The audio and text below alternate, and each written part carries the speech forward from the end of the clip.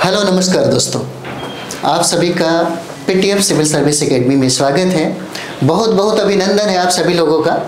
जैसा कि आज 1275 सीट के लिए आयोग ने रिजल्ट जारी कर दिया और जिन बच्चों का जो विद्यार्थी हैं, जो हमारे विद्यार्थी हैं, जितने सारे जो विद्यार्थी हैं उनका रिजल्ट हुआ है, उनको बहुत बहुत बधाई। और साथ ही इन्होंने भी पीटी फाइट किया है, इनका भी पीटी का रिजल्ट हो गया है। आपको भी बहुत बहुत बधाई, क्योंकि आप हमेशा से पीटी और मेंस क्वालिफाइड करते आ रही हैं और आप इंटरव्यू भी दी हैं बीपीएससी का, और प्लस पॉइंट है आपके लिए। और सबसे बड़ी बात यह है कि उन बच्चों के लिए मैं बता रहा हूँ जो बहुत बड़ी संख्या में हैं, जिनका रिजल्ट नहीं हुआ है, उनको हताश होने की ज़रूरत नहीं है। वो ज़्यादा निराश नहीं हो, क्योंकि बिहार सरकार ये कहती है कि हम ज़्यादा से ज़्यादा अब वैकेंसी देने वाले हैं। और उसने ये भी कहा कि लगभग 2000 से कहीं ज़्यादा सीटें फिर से हम बिहार दारोगा का देने जा रहे हैं। तो बिहार सरकार आपको निराश नहीं करेगी। और साथ ही साथ अगर पीटी का रिजल्ट इसमें नहीं हुआ है तो आपके लिए अवसर बहुत है, क्योंकि अवसर की बात करें तो आप चाहें तो बिहार एसएससी पे टारगेट कर सकते हैं, जो एग्ज़ाम मार्च में भी है। और बिहार दारोगा जो मेंस की जो बात किया जाए, जिनके लिए टाइम नहीं है, जिन बच्चों का रिजल्ट हुआ है उनके लिए टाइम नहीं है। जिन लोगों का रिजल्ट नहीं हुआ उन लोगों के पास बिहार पुलिस का भी अभी एग्जाम बच रहा है। यहाँ तक रेलवे भी अभी वैकेंसी कुछ दिया है। एलपी का भी अच्छा खासा वैकेंसी है। इसके बाद अच्छा खासा नहीं कह सकते हैं, सरकार कुछ और कही थी, लेकिन 5600 लगभग 5500 में निपटा दिया, तो अच्छा नहीं है, लेकिन सीट बढ़ेगी। और बहुत सारा टीचर भी है, विधानसभा का है। बिल्कुल, बीपीएससी टीचर का भी आप चाहें सचिवालय भी कर सकते हैं। और ये भी खबर आया है कि सचिवालय सहायक का लगभग ज़्यादा से ज़्यादा सीटें आपको फरवरी में वैकेंसी आ जाएगी, इस पर भी आप टारगेट कर सकते हैं। और अभी जो मार्च में भी बहुत सारे एग्जाम है, जैसे बिहार एसएससी हो जाता है और बिहार पुलिस का जो कैंसिल हुआ था एग्ज़ाम वो भी हो जाता है, तो इस पे भी आप टारगेट कर सकते हैं। इसलिए ज़्यादा निराश मत हुए और अपना तकनीक जो है, अपना जो रणनीति है उसको जारी रखिए, उसको अच्छा से अच्छा, बेहतर से बेहतर करने के लिए हमेशा प्रयास में लगे रहिए। और हम लोग आज बात करने वाले हैं कि जिन लोगों का पीटी हुआ है मेंस के बारे में हम लोग बात करने वाले हैं कि अगर पीटी का रिजल्ट आपका हो गया तो मेंस कैसे फाइट किया जाए। क्योंकि बहुत ऐसे विद्यार्थी हैं, पीटी में तो बहुत सारा इंस्टीट्यूट ज्वाइन कर लेते हैं, बहुत सारे इंस्टीट्यूट है जो ज्वाइन कर लेते हैं। पटना जो मुसल्लापुर हाट, भिकना पहाड़ी, बहुत सारे इंस्टीट्यूट है जो ज्वाइन करते हैं। लेकिन मेंस आते आते इनकी संख्या बहुत कम हो जाती है, एक लिमिट में होते हैं, एक सीमित में हो जाते हैं। वो तो ठीक है, लेकिन इससे पहले था कि मेंस के लिए टाइम ज़्यादा देता था, लेकिन इस बार जो है संभावित डेट दिया गया 3 मार्च का, तो ज़्यादा डेट नहीं है। बिल्कुल, ये चैलेंजिंग वाली अगर बात करें तो सिर्फ 1 महीना का ही टाइम है। चैलेंजिंग वाली बात है आपके लिए, तो इसी में ही करना है। हम लोग मेंस की बात करेंगे और मेंस फाइट करने का जो रणनीति है हमारे पास, जो स्ट्रेटजी है, जो पिछले बार भी हमारे विद्यार्थी लोगों ने फाइट किया था, उसी को हम लोग यहाँ पे फिर से फॉलो करेंगे, लेकिन तरीका कुछ अलग होगा। जिसमें आपको पता होगा कि यहाँ पे 2 पेपर पूछा जाता है ना? जी हाँ, 2 पेपर। एक हिंदी होगा, एक हो जाता है हमारा फर्स्ट पेपर, ठीक है, और दूसरा हमारा हो जाता है सेकंड पेपर है, ठीक है। तो पहला जो पेपर है, पहला पेपर आपका हो जाता है, चलिए पेन चेंज कर लीजिए, जो हो जाता है आपका जनरल हिंदी हो जाएगा, ठीक है, जनरल हिंदी हो जाता है। और बिहारी जो विद्यार्थी हैं उनका हिंदी कमज़ोर नहीं होता, हिंदी बहुत अच्छा होता है, ठीक है। और यहाँ पे क्वेश्चन की संख्या 100 रहेगा, 100 प्रश्न पूछे जाएंगे आपसे, ठीक है, 100 प्रश्न पूछे जाएंगे। और प्रत्येक प्रश्न जो रहेगा वो 2 मार्क्स का हो जाता है, इसीलिए टोटल आपका 200 मार्क्स का हो जाएगा, ठीक है। आपको घंटा जो देता है, जो समय आपको देगा, यहाँ पे समय यहाँ पे 2 घंटे का देता है ना? जी हाँ। और ये जो है हिंदी पेपर सिर्फ पास करना होता है। हाँ। और इसमें एक बात और भी बता दें आपको, अगर लगभग 33% मार्क्स लाना बहुत ज़रूरी है, अनिवार्य है। जिस तरीके से आप बीपीएससी के एग्ज़ाम देते होंगे, बीपीएससी के मेंस में आपको जनरल हिंदी का एग्जाम देना होता है। अगर जनरल हिंदी का नहीं बात बता रहे हैं, जैसे हम लोग ज्यादा फोकस बीपीएससी पे, आप तो यूपीएससी बीपीएससी कंप्लीट करते हैं तभी तो आराम से हो जाता है अगर देखा जाए तो ठीक है। जैसे बहुत सारे विद्यार्थी हैं, अब देखिएगा जिन लोगों का बीपीएससी खराब चला गया वो लोग टारगेट कर दिया किस पे, दारोगा पे, आराम से निकल इतना भी टफ नहीं है हिंदी पेपर, बस मतलब एक बात बताइए, पास होना जरूरी है, थोड़ा टाइम इस पर दे दिया जाएगा तो हो जाएगा। और कुछ सिलेक्टेड टॉपिक है जहाँ से पूछता है तो उसे अगर कर लेता है स्टूडेंट तो आराम से कर लेगा। तो इसे पास करना अनिवार्य है, जिस तरीके से मेंस में होता है बीपीएससी में, अगर उसे फाइट नहीं करेंगे तो सारा कॉपी रख देगा, चेक ही नहीं होगा। चलिए अगला बात है जो बहुत जरूरी है, जो बहुत इंपॉर्टेंट है हमारा हो जाता है ना, वो हमारा सेकंड पेपर होता है। और सेकंड पेपर की अगर बात करें तो हो जाएगा आपका जीएस हो जाएगा, ये बहुत इंपॉर्टेंट है और इसी पे आपका मेरिट लिस्ट भी बनता है और यही आपको समझिए कि कंप्लीट करना पड़ेगा। हमारा जो स्ट्रेटजी होना चाहिए, हमारा जो तकनीक होना चाहिए, इसी पे सबसे ज़्यादा फोकस होना चाहिए, है ना, इस पे। अब इसमें देखा जाए तो प्रश्नों की संख्या यहाँ भी 100 पूछा जाता है, समझिए, प्रश्न यहाँ भी 100 पूछा जाता है। एक प्रश्नों की वैल्यू भी है अगर देखा जाए, है ना, तो 2 नंबर का होता है, यानी 200 मार्क्स का यहाँ भी रहेगा, ठीक है। और इसमें भी नेगेटिव मार्किंग पीटी की तरह ही होता है। हाँ, समय की बात करें तो 2 घंटा यहाँ भी देता है। सबसे इम्पोर्टेंट अगर बात करें हम इसमें, तो आप इसमें देखेंगे तो आपका हो जाएगा जो 80 नंबर का हो जाएगा आपका जनरल, यानी कहें तो सामान्य ज्ञान, और 20 जो होता है वो मैथ प्लस रीजनिंग हो जाएगा। हाँ, ये बात सही कहा आपने। जैसे 20 जो, जैसे यहाँ पे देख लीजिए 20 प्रश्न जो है वो मैथ और रीजनिंग से पूछा जाता है, ठीक है। और यहाँ पे हम लोग देखते हैं 80 प्रश्न जो हमारा होता है ना, वो हमारा जीएस हो जाएगा, ठीक है। आगे की क्या होगा? आगे अब आप ये बता सकते हैं कि प्रश्न कहाँ से कितना पूछता है, तो हाँ, ये बात सही है। आप देखिए कि बताइए आप हिस्ट्री से में कितना पूछता है, बता सकते हैं। जैसे कि आप देखेंगे, जैसे यहाँ पे मेंस हो गया जिसमें आपका जीके कह सकते हैं, और जीके में अगर बात करें हम तो आप देखेंगे यहाँ पर मैथ प्लस रीजनिंग में अगर देखें तो 20 नंबर का होगा। हिस्ट्री का हम बात करें तो आपका लगभग 10 हो जाएगा। अगर इसमें आप वर्ल्ड हिस्ट्री जोड़ देते हैं,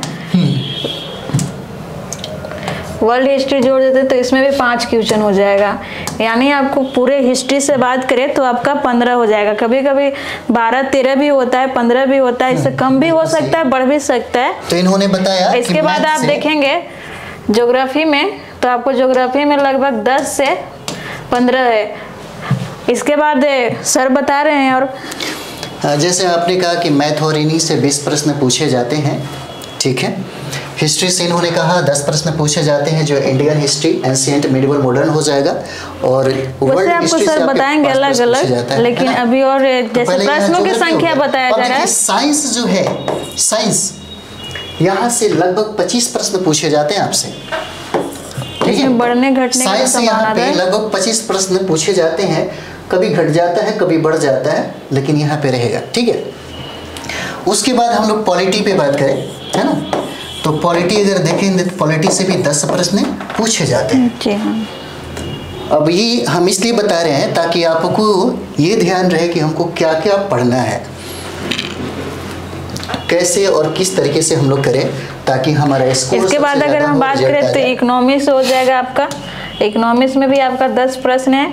इसके बाद आप देखेंगे तो पर्यावरण हो जाएगा, और अंतर्राष्ट्रीय संगठन और बिहार या फिर कहें विविधि, ये सब मिला के जो बच जाता है वो प्रश्न हो जाता है। हाँ, तो अब सर बताएंगे हिस्ट्री में कितना प्रश्न। देखिएगा इकोलॉजी से भी प्रश्न पूछे जाते हैं। हाँ, वो जो पर्यावरण हम बोल सकते हैं हो गया, जैसे कहाँ इसका मतलब ऑर्गेनाइजेशन हुआ, जो संगठन है उसके बारे में पूछा जा सकता है आपसे, ठीक है। विविधि हो गया, मिसलेनियस से भी सब मिला करके लगभग 8-10 प्रश्न पूछे जाते हैं, ठीक है। अब हम लोग देखिए कहाँ से सबसे ज़्यादा प्रश्न रहता है, ठीक है। वो तो देख लिए कि प्रश्न कहाँ से ज्यादा रहता है। तो अब आप बता सकते हैं, आप हिस्ट्री आपका है तो हिस्ट्री पॉलिटी में कहाँ से कितना कैसे अगर जैसे हम लोग मैथ की सबसे पहले बात करें, मैथ से क्या क्या चैप्टर पढ़ना चाहिए ताकि 20 का 20 प्रश्न टकरा जाए, है ना, मैथ रीडिंग में। तो देखिए यहाँ पे अगर हम लोग यहाँ पे देख लेते हैं तो मैथ का देखेंगे हम लोग, है ना, मैथ का। तो मैथ में हम लोग देखिएगा यहाँ पे पूछता है प्रतिशत हो जाएगा, लाभ हानि हो जाएगा। अब लिख लीजिए ताकि आपको भी याद रहे। प्रतिशत हो जाता है आपका, लाभ हानि हो जाएगा, इसमें चक्रवृद्धि ब्याज हो जाएगा, साधारण ब्याज होगा, है ना। और ये देखिएगा चक्रवृद्धि ब्याज और साधारण ब्याज भी पूछा जा सकता है ना। उसके बाद देखिएगा फिर इसके बाद कार्य समय हो जाएगा। हाँ, मिश्रण भी पूछता है, मिश्रण अनुपात भी हो जाता है। और क्या हो जाता है? औसत हो जाएगा, जैसे आप देख सकते हैं कार्य समय और कार्य हो जाएगा, औसत भी हो सकता है। बिल्कुल औसत भी होगा। आपका टंकी और नल और टंकी भी हो जाता है ना। बताइए आप। ठीक है, अगला देखिए आप लोग यहाँ पे, जैसे नल टंकी हो जाएगा, फिर इसमें नल और टंकी हो जाता है, ठीक है। उसके बाद यहाँ पे देखिएगा समय दूरी भी हो जाएगा, समय दूरी से भी प्रश्न पूछता है। रेल से समय हो जाएगा। अगर हम लोग देखें तो रेल से भी प्रश्न पूछता है। नाव या धारा जो है इससे भी सवाल पूछा जाता है। क्षेत्रफल हो जाएगा। उसके बाद क्षेत्रफल देखें तो क्षेत्रफल से भी प्रश्न पूछा जाता है, ठीक है। और उसके बाद देखिएगा अनुपात समानुपात होता है, अनुपात से भी प्रश्न पूछे जाते हैं। लगभग ये जो चैप्टर है मैथ का, समानुपात से प्रश्न आपसे पूछे जाते हैं। देखिए जो चैप्टर हम आपको करा रहे हैं यहाँ से बहुत इंपॉर्टेंट है, आप इस पे टारगेट करिए। और सबसे ज़रूरी क्या होता है कि अगर कोई व्यक्ति मैथ के लिए सबसे ज़रूरी है कि आप पूरा बुक ख़त्म कर नहीं सकते हैं, कि बाकी और भी सब्जेक्ट है तो आप लोग को जितना, जैसे VVI जो भी टॉपिक है तो उसके आप बनाने का ट्रिक या फार्मूला कहें या फिर उसके जो जैसे आपको लगे कि हाँ ये प्रश्न पूछ सकता है, प्रीवियस ईयर भी आप देख सकते हैं बाकी और एग्जाम में, तो उसे आप पहले कर सकते हैं। देखिए भाई, बिहार जो है मैथमेटिक्स का एक विरासत रहा है, इसलिए और एक बात और भी बता देंगे कि मैथ में जिसका प्रैक्टिस सबसे ज़्यादा होगा, और यहाँ पे स्पीड मेंटेन रखना बहुत ज़रूरी है, क्योंकि जिस बच्चे का स्पीड सबसे ज़्यादा रहेगा वही इसे स्कोर अच्छा कर पाएगा। इसीलिए बहुत ज़रूरी है चीज़ों को समझ समझ के पढ़ना, क्योंकि आपके पास टाइम कम है तो चैलेंज आपके लिए भी है, बहुत ज़्यादा चैलेंज है। बाकी रीजनिंग जो हो जाता है, रीजनिंग जैसे आप कह सकते हैं कि ब्लड से जो संबंध है, कथन होता है एक वो पूछा जा सकता है, या फिर एक कुछ होता है गोला में घेर के उस टाइप से, ये सब जो मतलब आप एग्जाम के पैटर्न में देख सकते हैं प्रीवियस ईयर, तो उसके अकॉर्डिंग ही कीजिए, क्योंकि जिनका मैथ अच्छा होता है रीजनिंग उसको टिकल आराम से कर लेते हैं ना।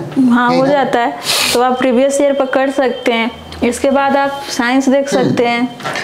और इसके बाद जो सबसे ज़्यादा सवाल पूछे जाते हैं आपसे, जैसे कभी 27 सवाल पूछे जाते हैं, कभी 25 सवाल पूछे जाते हैं साइंस से।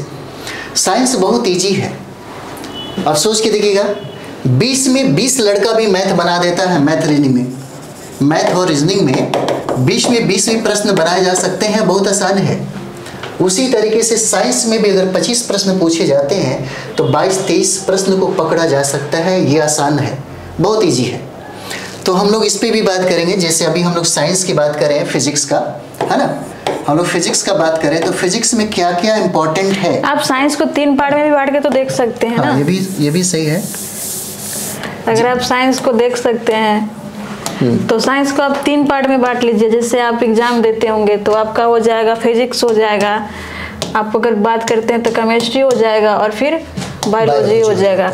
अगर आपको बात करना है तो बताइए आप। हाँ, तीनों में जैसे साइंस में हम लोग क्या करते हैं, फिजिक्स केमिस्ट्री बायो पढ़ते हैं। बहुत ऐसे विद्यार्थी हैं जो बायो पे सबसे ज्यादा फोकस करते हैं, है ना। प्रश्नों की संख्या 25 ले सकते हैं, बायो से सबसे ज्यादा सवाल भी पूछे जाते हैं क्या। तो देखिए हम लोग फिजिक्स में क्या क्या इंपॉर्टेंट टॉपिक है, क्योंकि हम लोग सब कुछ नहीं पढ़ सकते। ऐसा नहीं कि बहुत लंबा टाइम आपको दे दिया है, संभावना ये बताया जा रहा है कि मार्च में आपको एग्जाम ले लिया जाएगा, और ये भी कहा जा रहा है कि 2024 में जो चुनाव होने जा रही है उसमें आपकी नियुक्ति करने की बात किया जा रहा है। आपके पास टाइम कम है।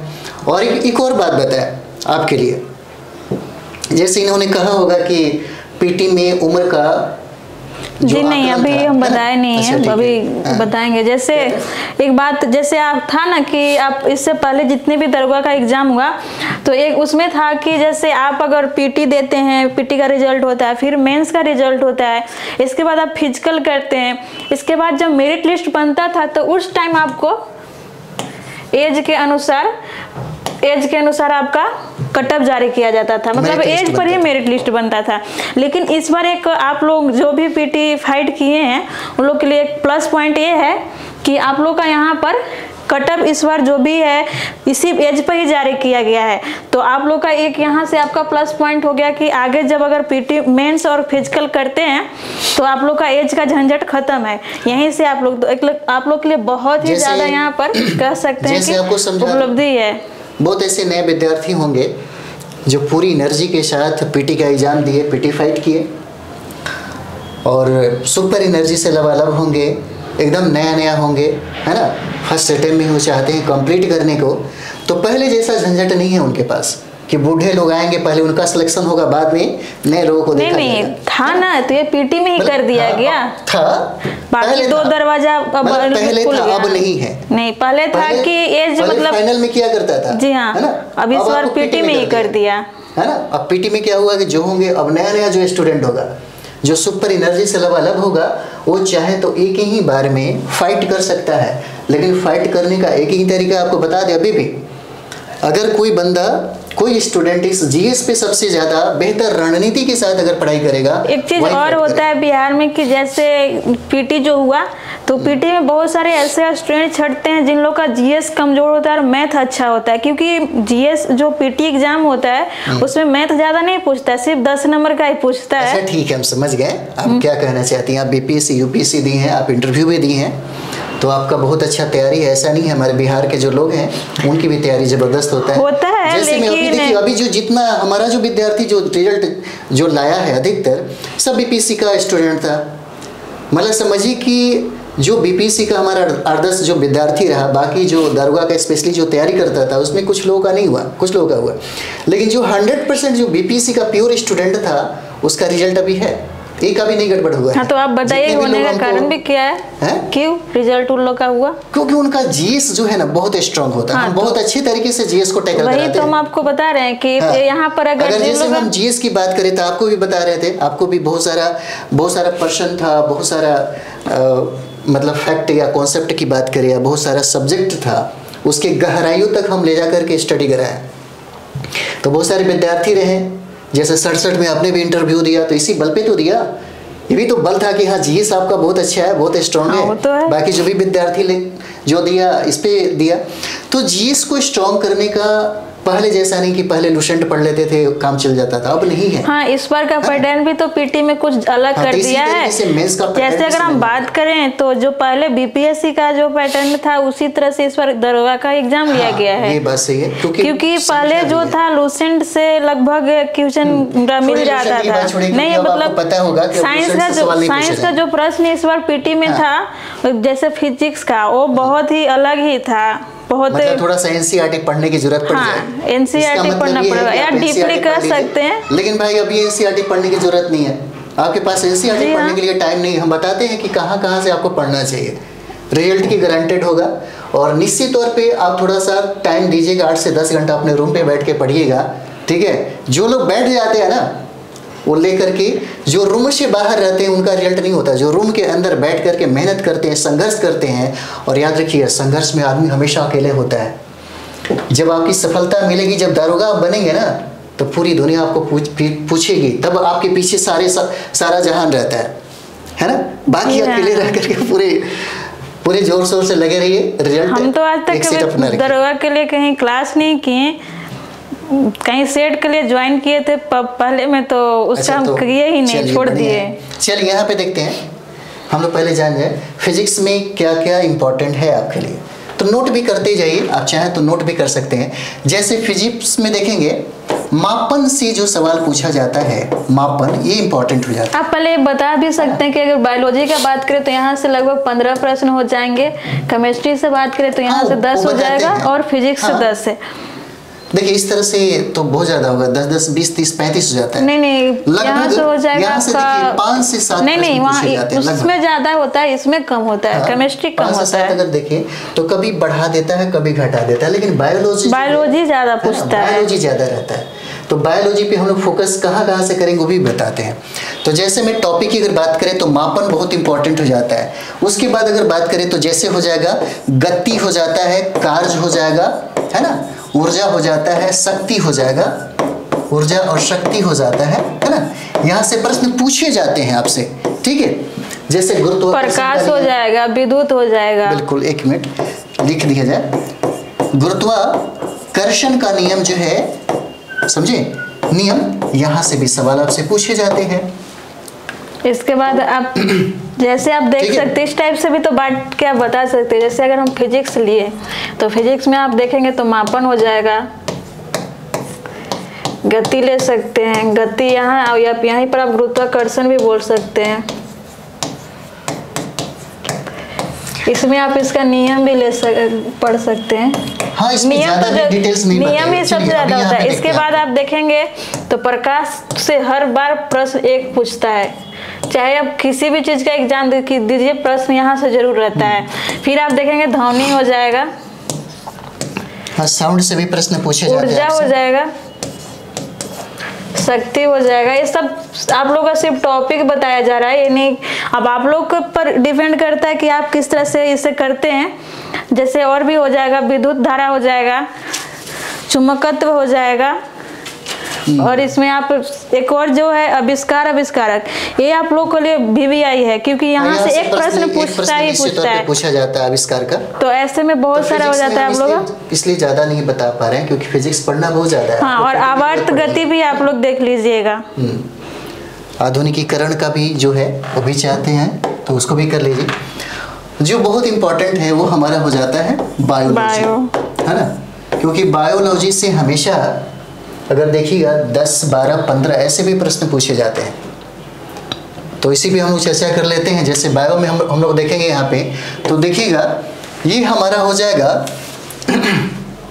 जीवों का वर्गीकरण हो जाएगा, कोशिका हो जाएगा। देखिएगा जो प्रश्न पूछे जाता है ना, देखिए जीवों का वर्गीकरण है, जैसे जीवधारी या फिर जीवों का वर्गीकरण कह सकते हैं, जिसमें जहाँ से सवाल पूछे जाते हैं आपसे, ठीक है। उसके बाद देखिएगा, इसके बाद कोशिका हो जाएगा, जाता है उस सेल से प्रश्न पूछे जाते हैं। जैसे कोशिका की अगर बात करें, यहाँ पे पेन चेंज कर लीजिए, आइए। जैसे हम लोग कोशिका की बात करें तो कोशिका की संरचना और विभाजन हो जाएगा। इसमें 2 भागों में बांट करें, है ना। एक देखिएगा, एक संरचना से प्रश्न पूछा जाता है ना, और दूसरा प्रश्न कहाँ से रहता है, विभाजन से, कोशिका के विभाजन से प्रश्न पूछा जाता है, ठीक है। ऐसा नहीं कि बहुत डीपली भी ज्यादा मत जाइए, लेकिन वहां तक पहुंचिए जहां से प्रश्न बार बार बनता है। आप प्रीवियस ईयर का भी प्रश्न उठा के देखिएगा, आपसे पूछा जाएगा। तो कोशिका में आपको संरचना करना है और कोशिका का विभाजन करते हैं, तो यहाँ से भी ये काम। इसके बाद रोग जो है वो रोग बहुत ही महत्वपूर्ण हो, चाहे मानव जनित रोग हो, जंतु जनित रोग हो या पादप जनित रोग हो, ये तीनों रोग आप लोग के लिए महत्वपूर्ण है। एक न एक प्रश्न पूछ ही देता है। पीटी में आप लोग भी पढ़े होंगे, तो पीटी में जो आप पढ़े होंगे उसी को थोड़ा सा और रिवाइज और गहराई से पढ़ेंगे। जैसे में यहाँ पे मानव रोग की बात करें, है ना, मानव रोग कौन सा रोग हो जाता है, तो जैसे विषाणु हो जाएगा, विषाणु जनित रोग हो जाएगा, है ना। उसके बाद यहाँ पे देखेंगे हम लोग जीवाणु जनित रोग हो जाता है ना।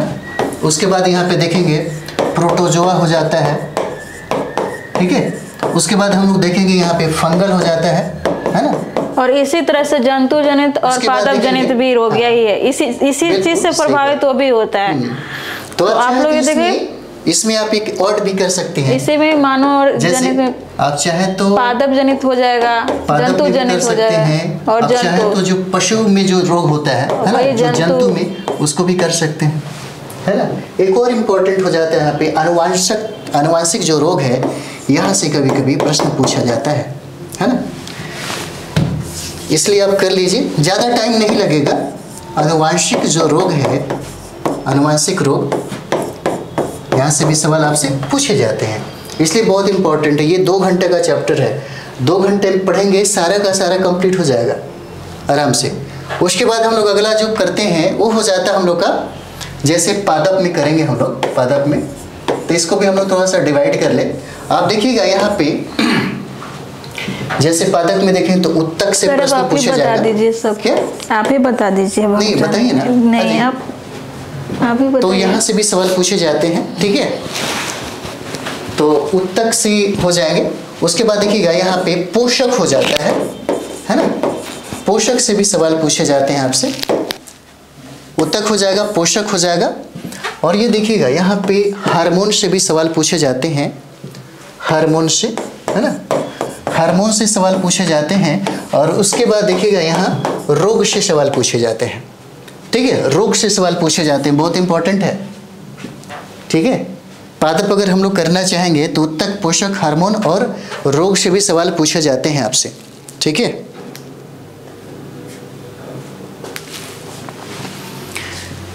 ठीक, उसके बाद हम लोग अगला देखते हैं। अगला जो प्रश्न हम लोग को जो पढ़ना है वो हो जाता है जंतु। और याद रखिए जंतु से सबसे ज़्यादा सवाल पूछा जाता है आपसे, जंतु से सबसे ज़्यादा सवाल पूछा जाता है, क्योंकि बायोलॉजी में सबसे ज़्यादा सवाल यहीं से पूछता है। जैसे मैं यहाँ पे भी देखना चाहेंगे, है ना, पेन चेंज कर लिया जाए तो देखिएगा उत्तक से भी सवाल बहुत ज़्यादा पूछे जाते हैं। उसके बाद यहाँ पे देखिए पोषण से भी सवाल पूछे जाते हैं, है ना, पोषण से। और एक जो इम्पोर्टेंट है वो हो जाता है आपको मानव शरीर की संरचना, ठीक है। एक हो जाता है मानव शरीर की संरचना, शरीर की संरचना, ठीक है, संरचना। अब देखिए मानव शरीर की जो संरचना है इसमें भी बहुत सारे पार्ट है और यहीं से सवाल बहुत ज़्यादा पूछे जाते हैं। जैसे में अगर हम लोग देखा जाए, यहाँ पे पेन चेंज कर लिया जाए जैसे में देखिएगा यहाँ पे मानव शरीर की जो संरचना है ना, इसमें ऐड कर लिया जाए तो पहला अगर देखेंगे हम लोग तो देखिए ये पाचन तंत्र से सवाल पूछे जाते हैं आपसे, ठीक है। पाचन तंत्र ये इंपॉर्टेंट आपके लिए होता है। नेक्स्ट दूसरा अगर बात करें हम लोग तो देखिएगा ये श्वसन जो तंत्र है, श्वसन तंत्र से सवाल पूछे जाते हैं। तीसरा देखा जाए तो यहाँ पे तंत्रिका तंत्र से सवाल पूछे जाते हैं। देखिए यहाँ से बहुत सारे सवाल बनते हैं, बहुत ज़्यादा। और अगर चाहें तो ज़्यादा से ज़्यादा हर टॉपिक पे आधा घंटा 1 घंटा भी आप वर्क करें अच्छा से, 1 घंटा 1.5 घंटा तो बहुत है, क्योंकि आप पीटी में पढ़े होंगे, इसलिए हम बता रहे हैं। चौथा की अगर बात करें यहाँ पे तो उत्सर्जन तंत्र, है ना, उत्सर्जन तंत्र से भी सवाल पूछे जाते हैं। और पांचवा की बात करें यहाँ पे तो परिसंचरण तंत्र, ठीक है, परिसंचरी तंत्र जो है, परिसंचरण तंत्र से ये भी सवाल पूछे जाते हैं, ठीक है। ये बायोलॉजी का हम बता रहे हैं आपको, मानव शरीर का जो संरचना है यहाँ से सवाल सबसे ज़्यादा पूछे जाते हैं, ठीक है। जैसे मानव रोग पढ़ लिए, मानव रोग से भी जैसे जीवाणु, विषाणु, बैक्टीरियल, फंगल जो भी होता है, प्रोटोजोआ, यहाँ से प्रश्न बनते ही बनते हैं। उसी तरीके से मानव शरीर की जो संरचना है इससे प्रश्न पूछे जाते हैं, है ना। और नेक्स्ट बात करें हम लोग, जैसे परिसंचरण तंत्र हो गया तो यहाँ पे देखिएगा नेक्स्ट हमारा हो जाता है कंकाल तंत्र से भी सवाल पूछे जाते हैं, कंकाल तंत्र से। अगला देखिएगा प्रजनन तंत्र से भी सवाल पूछे जाते हैं। और उसके बाद हो जाता है हम लोग का पेशी तंत्र, पेशी तंत्र से भी सवाल पूछे जाते हैं, ठीक है। ये हमारा हो जाता है पेशी तंत्र। इसलिए ये जो टॉपिक है बहुत इंपॉर्टेंट है आप सभी लोग के लिए। दारोगा मेंस को फाइट करने के लिए सबसे अच्छा तकनीकी है, क्या क्या पढ़ना है इसको जानना जरूरी है, ठीक है। अगला हम लोग देखते हैं, यहाँ पे देखिएगा वो हो जाता है हम लोग का इकोनॉमिक्स। इकोनॉमिक्स में इकोनॉमिक्स ज्योग्राफी छोड़ के बाकी बताइए, इकोनॉमिक्स ज्योग्राफी छोड़ के बताइए, हम तो बताएंगे। अब यहाँ पे देखिए, यहाँ पे हम लोग बात करें, चलिए आप इसको बता दीजिएगा, है ना। यहाँ पे हम लोग देखते हैं, अगला देखते हैं, जैसे हम लोग हिस्ट्री की बात करें, है ना, तो हिस्ट्री में देखा जाए तो एंशिएंट इंडिया, जैसे प्राचीन भारत का इतिहास, है ना, प्राचीन भारत का इतिहास। उसके बाद यहाँ पे देखिए मध्यकालीन भारत का इतिहास, ठीक है। और उसके बाद जो है आधुनिक भारत का इतिहास, आधुनिक भारत का इतिहास। और एक और भी है, वो हो जाएगा हमारा विश्व का इतिहास, विश्व का इतिहास है, यहाँ से भी सवाल पूछे जाते हैं।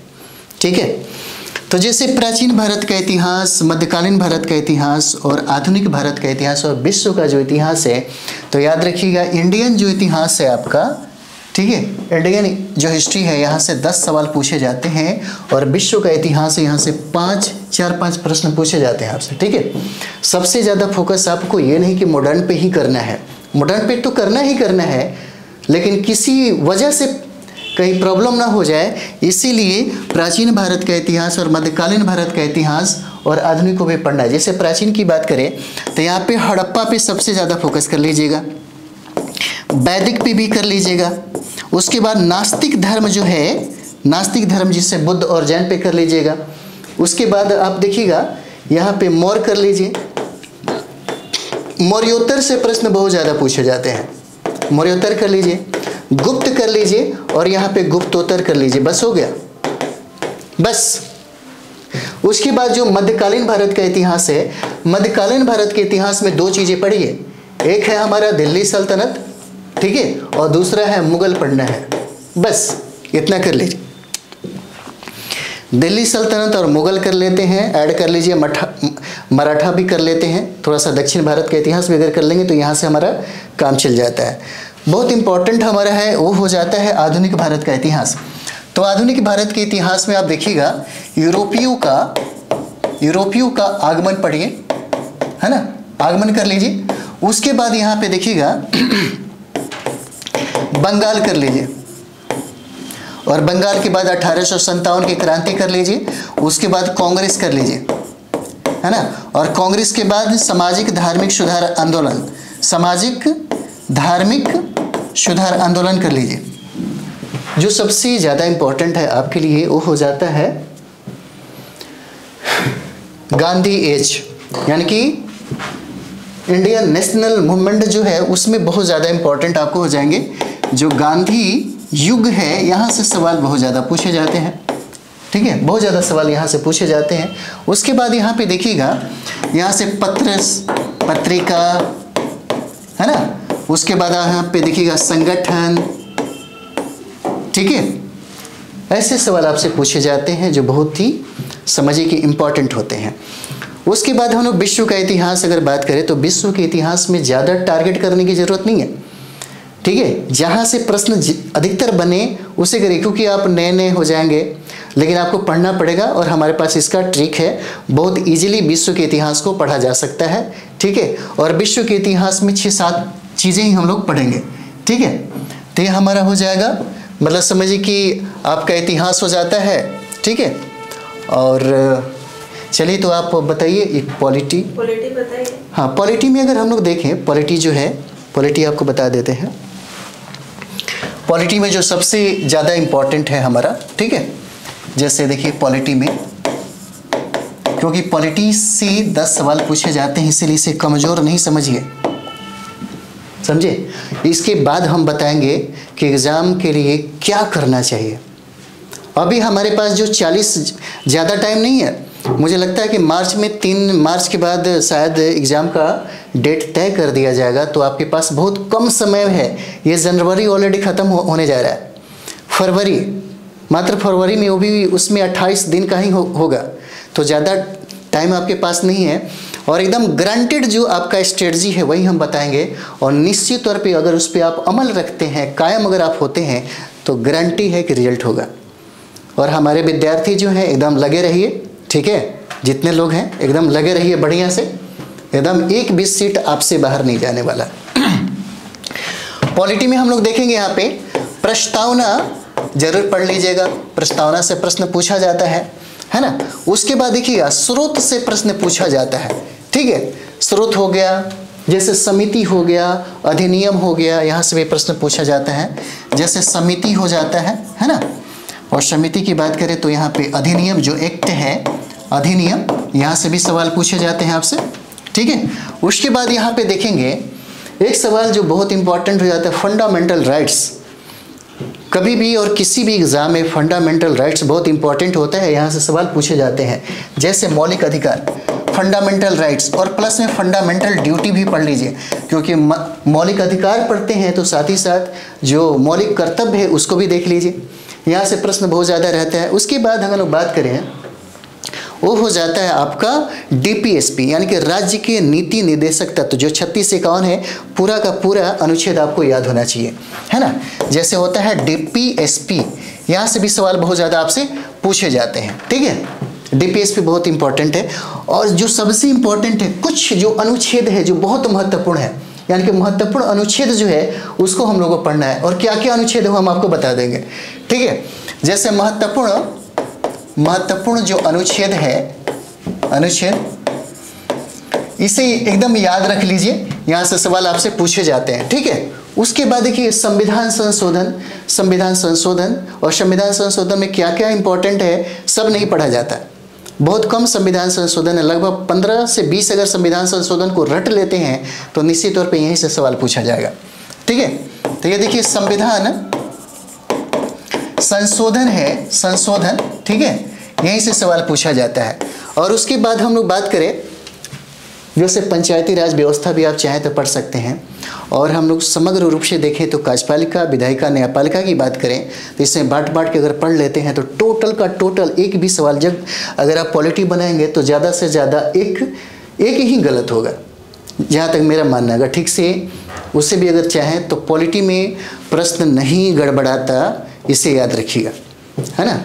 आप टारगेट रखिए कि अगर 10 में कम से कम हम 9 को ही टेकल करें, ठीक है। जैसे यहाँ पे देखिएगा, यहाँ पे आपको कार्यपालिका हो जाता है, जैसे कार्यपालिका हम देखेंगे आपको कार्यपालिका हो जाएगा, विधायिका हो जाएगा, विधायिका हो जाता है, और न्यायपालिका हो जाता है ना, न्यायपालिका हो जाता है, जिसमें आपको सुप्रीम कोर्ट पढ़ना है, हाई कोर्ट पढ़ना है, ठीक है। उसके बाद यहाँ पे देखेंगे राष्ट्रपति पढ़ना है, राज्यपाल पढ़ना है, ये सब चीज़ें पढ़ना है, संसद पढ़ना है ना, मंत्रिपरिषद वगैरह पढ़ना है।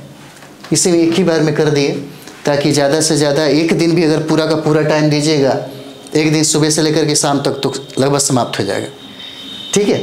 तो ये चीज़ें आपका हो जाता है। अब हम आपको इसमें महान्यायवादी, हाँ, जैसे महान्यायवादी हो जाता है, ये सब यहाँ से भी सवाल आपसे पूछे जाते हैं। तो आप अभी आप बताइए, आपका जो प्रश्न हो जाता है ना, ये लीजिए।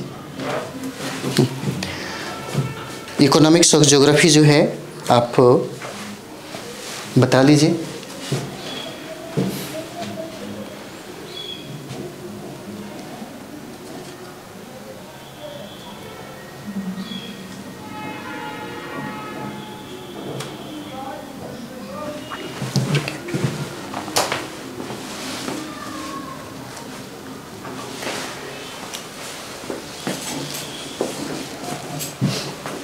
तो हमें ज्योग्राफी बताना है, इकोनॉमिक्स।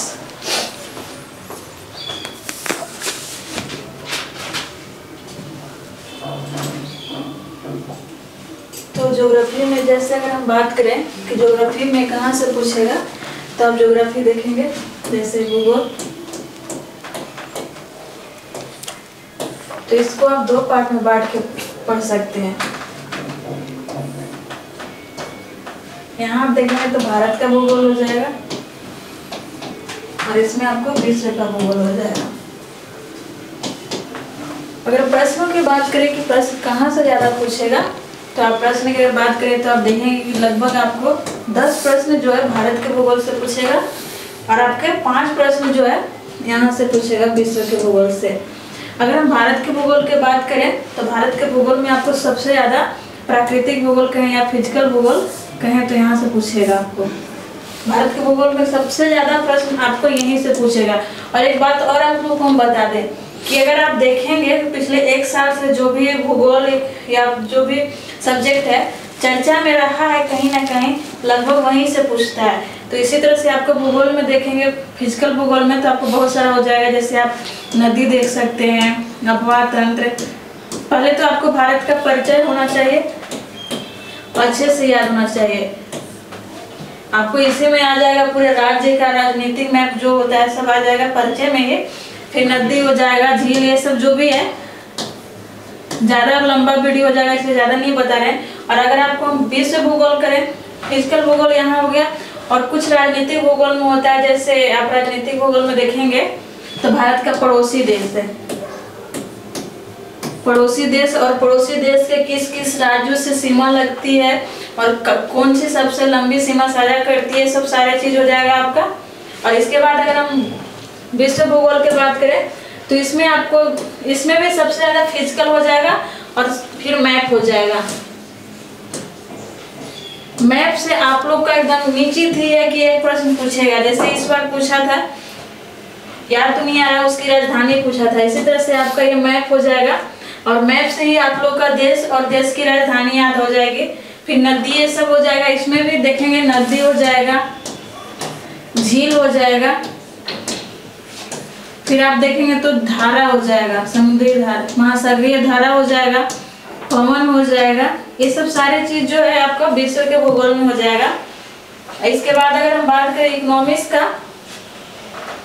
तो इकोनॉमिक्स में आप देखेंगे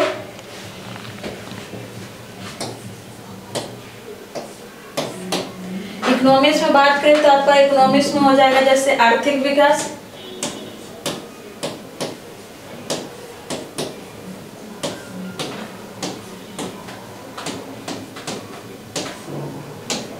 इसके बाद आप देखेंगे तो राष्ट्रीय आय हो जाएगा, फिर आर्थिक नियोजन हो जाएगा जिसमें आपको पंचवर्षीय योजना आ जाएगा आर्थिक नियोजन में ही।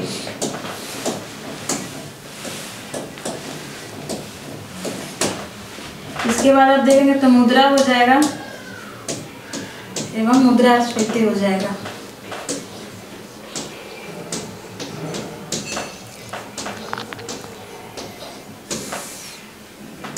इसके बाद आपका भारत का बैंकिंग प्रणाली हो जाएगा। क्या हो जाएगा? भारतीय बैंकिंग प्रणाली।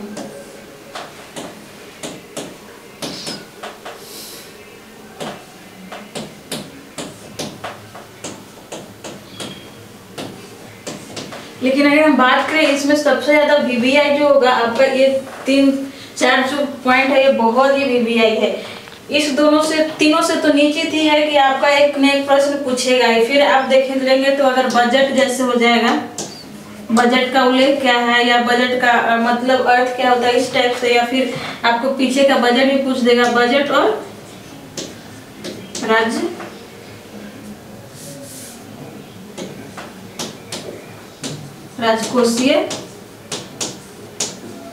राजकोषीय घाटा, राजकोषीय बजट हो जाएगा। इस तरह से आप लोग का हो जाएगा इकोनॉमिक्स। और इकोनॉमिक्स में भी और भी बहुत सारा पॉइंट है। ये सब पॉइंट करने के बाद अगर आप लोग के पास टाइम बचता है तो बाकी और इसका पॉइंट देख लीजिएगा। और इकोनॉमिक्स में कुछ शब्दावलियाँ होता है वो देख लीजिएगा, बाकी आपको सब बताएंगे।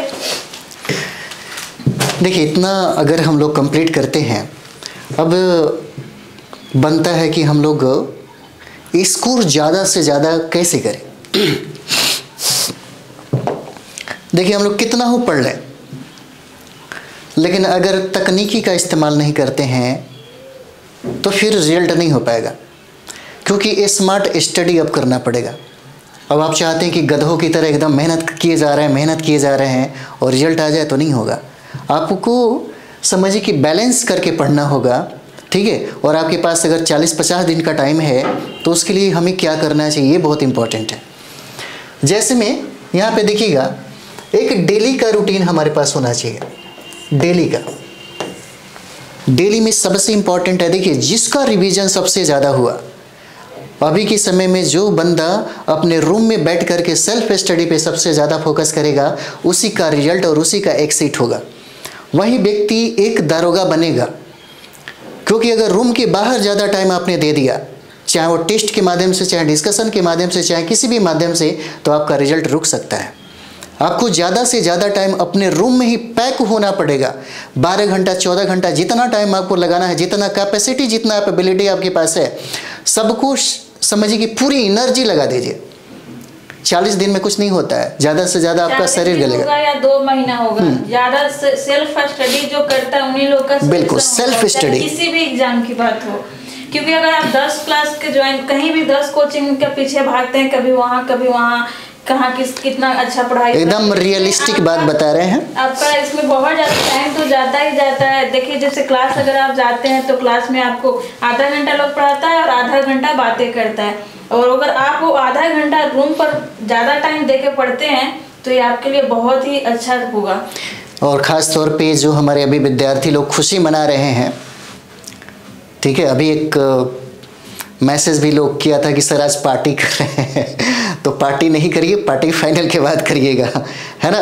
पार्टी करने का वक्त मिलेगा, लेकिन इस वक्त को आपको लेकर के आना पड़ेगा। समय किसी का आता नहीं है, समय को लेके आना पड़ता है। करते हैं जिन लोगों का पहली बार कोई एग्जाम का रिजल्ट आता है तो लोग को हाँ ठीक है, ज़्यादा खुशी होता है।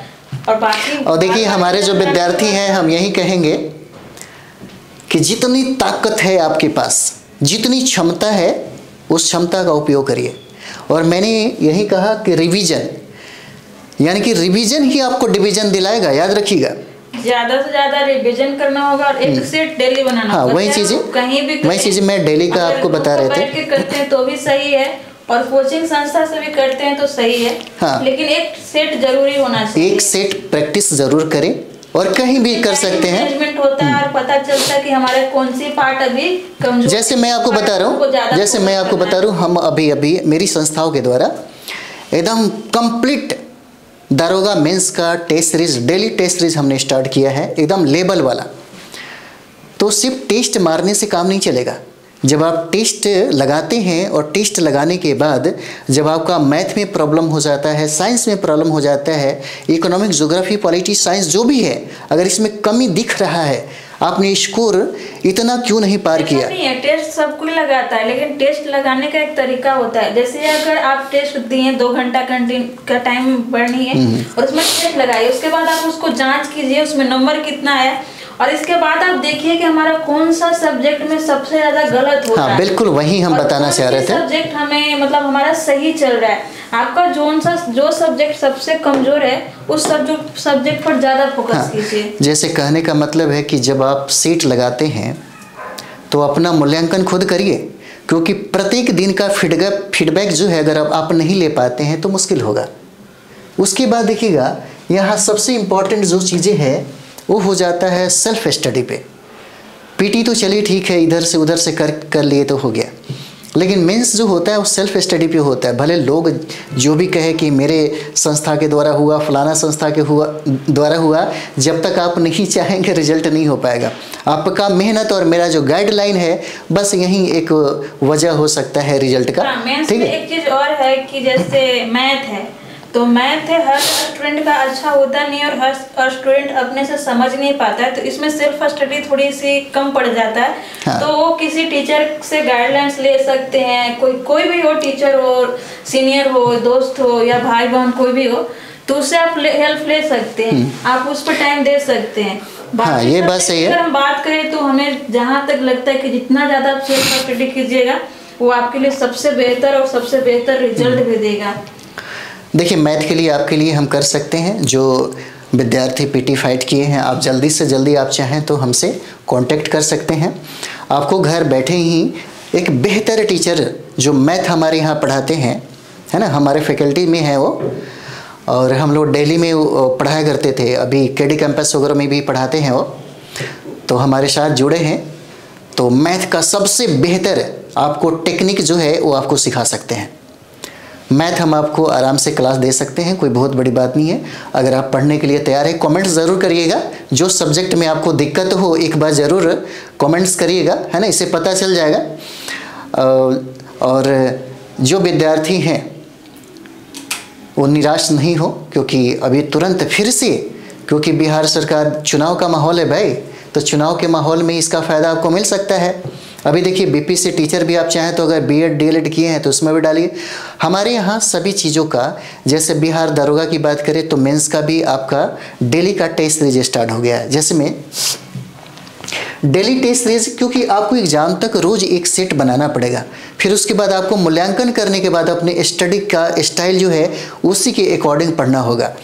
तो हमारे यहाँ जो हमारे संस्था है पीटीएफ आईएएस एकेडमी, जो लक्ष्मी कोल्ड स्टोरेज में आपको है, पटना के मुसल्लापुर हाट में, तो वहाँ पे डेली टेस्ट सीरीज चलाई जाती है। और अभी स्पेशल जो है 70 बीपीएससी का क्लास चल रहा है, 70 बीपीएससी का क्लास चल रहा है। और बिहार शिक्षक भर्ती जो 3.0 है उसका भी क्लास स्टार्ट हो गया है। और साथ ही साथ कहें तो हमारे यहाँ मैथ का भी स्पेशल जो है दारोगा के लिए बहुत सारे पहले से विद्यार्थी कर रहे थे, वो भी कर रहे हैं। हम लोग तुरंत अगर आप चाहेंगे तो यूट्यूब पे हम तुरंत इसको अवेलेबल करवा देंगे मैथ का, ताकि मैथ में ज़्यादा से ज़्यादा आपको फ़ायदा हो सके। तो टेस्ट सीरीज आप कहीं भी करिए, मैं ये नहीं कहता कि अगर आप अगर आप चाहें तो हमारे टेलीग्राम से भी आप ज्वाइन कर सकते हैं। PTF IAS एकेडमी है, पिक द फाइट भी है, वहाँ पे 3-4 चैनल आपको मिलेगा। और अगर आप कांटेक्ट करते हैं, हमारा नंबर है यहाँ पे आप देखेंगे तो नंबर की अगर बात करें यहाँ पे तो 84 060 51 999 है। आप इस पे व्हाट्सएप पे ग्रुप में भी आप चाहें तो ऐड कर सकते हैं, ठीक है। आपको ज़्यादा से ज़्यादा सेट हम प्रोवाइड करा देंगे, ये कर सकते हैं। आप हमारे टेलीग्राम से भी जुड़ सकते हैं, वहाँ पे एकदम history, geography, polity, science, economics, ये सारे के सारे है ना, वहाँ पे हम लोग डेली करंट भी मिलता है, बीपीएससी का हो या किसी भी एग्जाम के लिए, सारे एग्जाम के लिए मिल जाएगा।